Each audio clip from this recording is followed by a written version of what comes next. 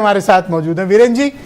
तो ये बिहार की राजनीति का क्या इम्पैक्ट पड़ रहा है और क्या राहुल गांधी की वोट अधिकार यात्रा में जो गैदरिंग हो रही है, भीड़ आ रही है, क्या बीजेपी और उनके गठबंधन को चिंता करनी चाहिए?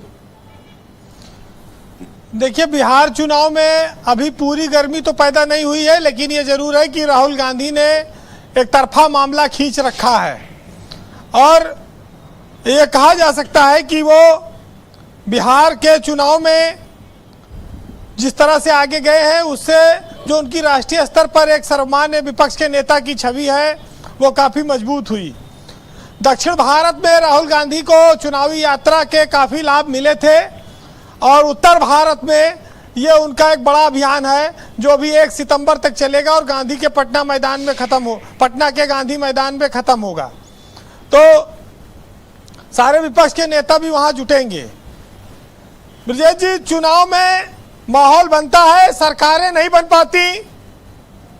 कांग्रेस तो देखिए वैसे भी वहां पर सहयोगी दल ही है, लीड तो वहां पर आरजेडी करती है। लेकिन जो महत्वपूर्ण बात है वो ये है कि राहुल गांधी ने अपनी स्वीकार्यता बढ़ा ली। जो बीजेपी उनको कभी पप्पू कहती थी, उनको फलाप नेता कहती थी, अब वो ऐसा बातें नहीं कहती हैं। तो ये जरूर है कि उत्तर प्रदेश उससे सटा है और राहुल गांधी विपक्ष में एक बड़े नेता के तौर पर, संपूर्ण विपक्ष के नेता के तौर पर आगे आए हैं। और वोट अधिकार यात्रा आज भी जरूर चल रही प्रदेश में, लेकिन ये सवाल बना हुआ है कि बिहार बीमारू राज्य की श्रेणी से कब निकलेगा। जब कोई व्यक्ति 20 साल तक मुख्यमंत्री रहता है तो ये उसकी जिम्मेदारी है कि वो उस प्रदेश को विकास के रास्ते पर आगे ले जाए। लेकिन नीतीश कुमार अभी ये ठप्पा बिहार से नहीं हटवा पाए हैं।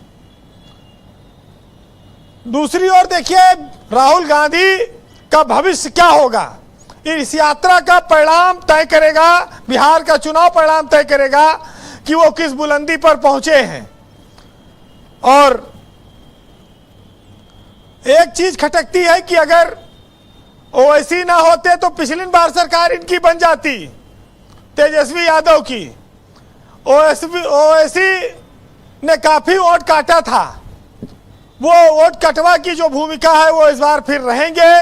कितनी सीटों पर लड़ेंगे, कितने ताकत से लड़ेंगे और उनकी बैटिंग से किसको फायदा हो रहा है, ये सब चीजें चुनाव में बहुत महत्व रखेंगी। लेकिन ऐसा लगता है कि नीतीश के चेहरे पर चुनाव जरूर इस बार लड़ रही बीजेपी। उनके स्वास्थ्य को देखते हुए अगर परिणाम सुखद आते हैं तो शायद फिर भाजपा सत्ता में परिवर्तन करे। ये कोई बहुत बड़ी बात नहीं होगी, क्योंकि आने वाले 5 साल में उनके स्वास्थ्य को लेकर जो अटकलें रहती हैं वो बहुत सारी सवाल खड़े करती हैं। ब्रजेश जी, ये चुनाव भाजपा के लिए भी एक लिटमस टेस्ट की तरह है, क्योंकि वोट चोरी का मुद्दा पूरे देश में छाया है। उत्तर भारत का महत्वपूर्ण राज्य है। बीजेपी नरेंद्र मोदी के चेहरे पर देश में आज तक लड़ती आई है, बिहार में भी उन्हीं पर लड़ेगी। तो उसके सामने आज मैं बिहार के अखबार पढ़ रहा था डिबेट में आने के पहले वीरेंद्र जी। कल मैंने दरभंगा के सारे अखबार पढ़े, जो हिंदुस्तान, अमर उजाला और दैनिक जागरण, पूरे पेज भरे हुए हैं और उसमें लिखा हुआ है कि राहुल गांधी की वोट अधिकार यात्रा में अप्रत्याशित भीड़ उमड़ रही है। लोग बेताबी से उनका इंतजार कर रहे हैं।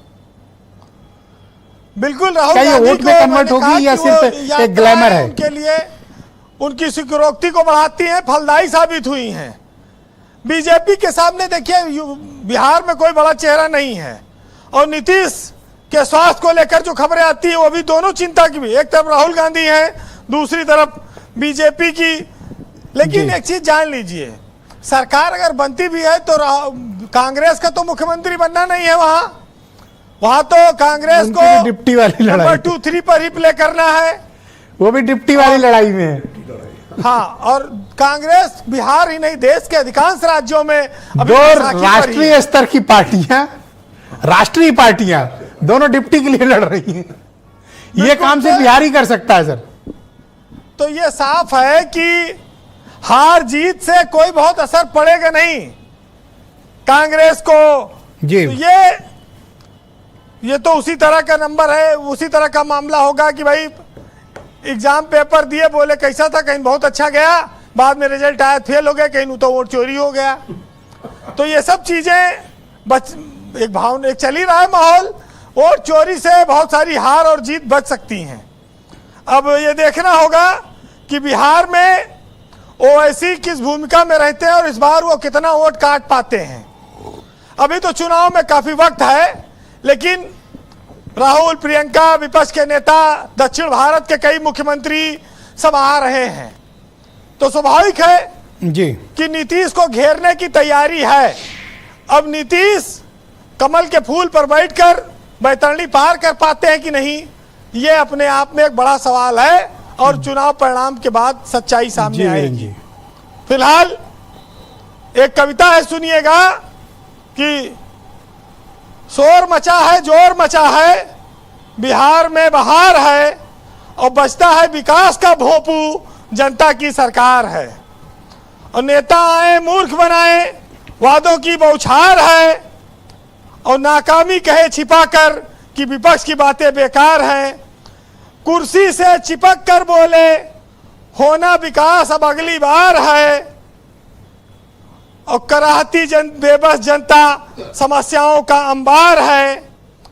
लेकिन भैया सबक सिखाने को अब की जनता भी तैयार है। बहुत शुक्रिया वीरेंद्र जी, आपका बहुत बहुत धन्यवाद हमारे साथ जुड़ने के लिए, अपना फीडबैक, ओपिनियन और ऑब्जर्वेशंस देने के लिए।